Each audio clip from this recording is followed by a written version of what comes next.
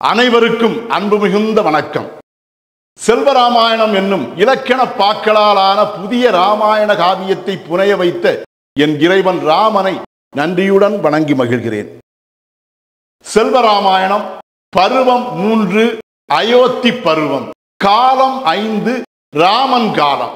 தந்தையின் சொற்படியே நடப்பது அவரது பிள்ளைகளாகிய தமது கடமை என்றும், அவரது வார்த்தைகளை தமது குலமே ஏற்று பின்பற்றினால் அது தம் குலத்துக்குமே நன்மையாக முடியும் என்றும் இலக்குவனிடம் ராமன் பேசுதல். பாடல் எண் 479. தந்தை அவர் சொல்காத்தல் தனையர் நம் கடமை என்றோ, சந்தனமாம் நெஞ்சிதுவே சான்றோரின் திடமும் அன்றோ, நிந்தை செய்யா தந்தை சொல்லை நெஞ்சேற்போம் உடனும் அன்றோ, சிந்தை தந்தை சொல்லேற்பின் சிறந்து குலம் தொடருமன்றோ.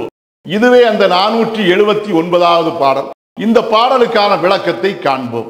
தந்தை அவர் சொல்காத்தல் தனையர் நம் கடமை என்றோ என்ற முதல் வரிக்கான விளக்கம், தன்னை வனவாசம் செய்ய செல்லுமாறு தந்தை தயரதர் ஆணையிட்டதாக கைகேயி தாய் கூறிய செய்தியை கேள்வியுற்ற தனது தம்பியான இலக்குவன் கொண்ட சினத்தினை போக்கும் வண்ணமாக ராமன் அவனிடம் பேசினான்.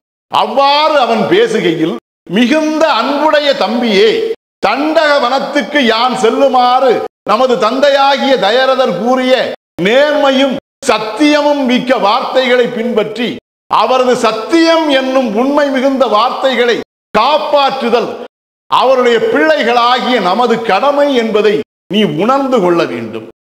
சந்தனமாம் நெஞ்சிதுவே சான்றோரின் திடமும் அன்று, நமது தந்தை சொன்ன சத்தியம் என்னும் உண்மையின் மொழிகளை தவறாமல் பின்பற்றி அதன் வழியிலே நடப்பதுவே சான்றாண்மை மிகுந்த சான்றோரின் நெஞ்சத்துக்கு சந்தனம் போன்ற நறுமணத்தினை வழங்குவது மட்டுமன்றி, சான்றாண்மை பண்பின் திடம் என்னும் உறுதியையும் அதுவே வழங்கும். ஆகையால் சான்றாண்மைக்கும் அந்த சத்தியமாகிய உண்மையே அடிப்படை ஆதாரமாக இருக்கும் என்பதையும் மறுக்க முடியாது என நீ உணர்ந்து கொள்ள வேண்டும். நிந்தை செய்யா தந்தை சொல்லை நெஞ்சேற்போம் உடனும் அன்று.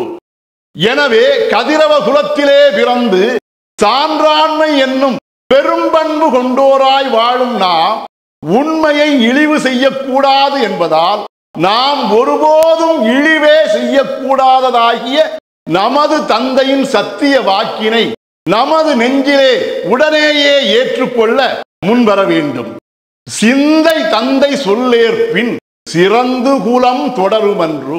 அவ்வாறாக நமது சிந்தை என்னும் உள்ளம் தந்தையின் சொல்லினை ஏற்றுக்கொண்டு அதன்படியே தந்தையின் சொல் என்னும் உண்மையாகிய சத்தியத்தை காப்பாற்றினால் நமது குலத்தின் பெருமைகள் யாவும் மேலும் பல்லாயிரம் ஆண்டுகள் போற்றி பாதுகாக்கப்பட்டு இந்த பூமியிலே நிலைத்திருக்கும். அவ்வாறு நமது குல பெருமைகளை நிலைத்திருக்க செய்ய வேண்டி உழைப்பதும் நமது கடமையே அன்றோ என்று ராமன் தனது தம்பி இலக்குவனிடம் எடுத்துரைத்தான்.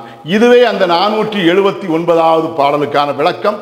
செல்வராமாயணத்தின் 480வது பாடல் மற்றும் அதன் விளக்கம் ஆகியவற்றை அடுத்த தொடரில் காண்போம். செல்வராமாயணத்துக்கு உங்கள் அன்பையும் ஆதரவையும் தொடர்ந்து தருமாறு அன்போடு கேட்டுக்கொள்கிறேன். அனைவருக்கும் நன்றி. வணக்கம்.